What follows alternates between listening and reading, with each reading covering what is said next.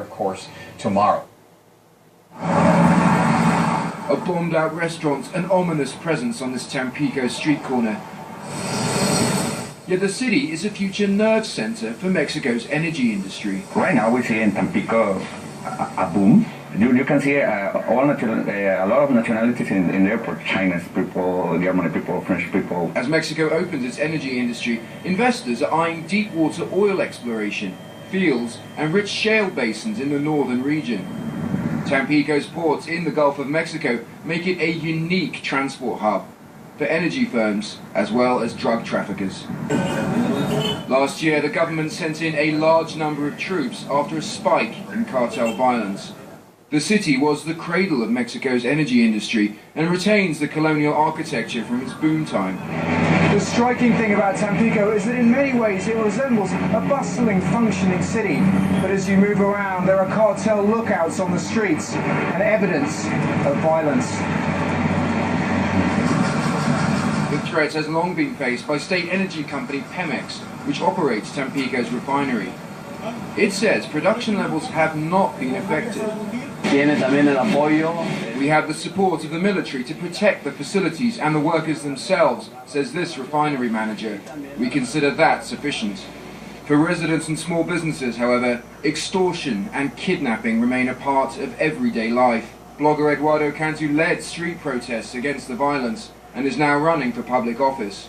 We have to fight to get back our city. We have to fight to get back our peace. I want a city for my boy with opportunities. There is still a long way to go.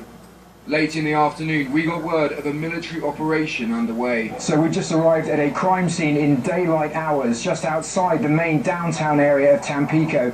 Behind me you can see that the army are here. Just over here you see the federal police, the Gendarmeria, and they are attending the scene of a body lying in the street. The man had been shot in the head, execution style. We were the only team of journalists there, and observers say much of the local media is scared to report cartel killings. Despite this, violence has actually decreased from last year. In the medium and long term, the situation is bound to improve. There will be bumps along the way. But both the federal and state governments and society in general, which is probably the most important part, are committed to making a difference. The hope is that investment can help further reduce violence and improve the lives of residents who have had to bear so much. Nick Parker, CNN, Tampico, Mexico. The blade is real. It's steel. And so is the risk. Sword swallowing is the ultimate death-defying act. For Veronica Hernandez, it is also part of the job. She's a stage performer in burlesque shows and sideshow acts. It's basically just knowledge of the human body and what it really is capable of. 14 inches of steel down the esophagus, past the heart, to the stomach is a sight to see. But the 2.5 years it took her to learn this technique safely became an entirely new challenge 9 months ago.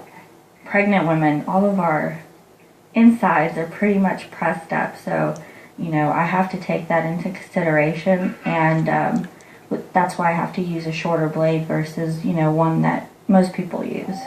Hernandez never attempted this while carrying her first child, but then another pregnant sword swallower gave her some advice. You have to take in your posture into consideration, the difference in weight from my belly. This helps too. It is dull, I don't know if you can tell. But doesn't make this feat any less amazing to watch. That it doesn't interfere with the baby itself. It's mainly me, and if I take the precautions for myself, everything will be fine.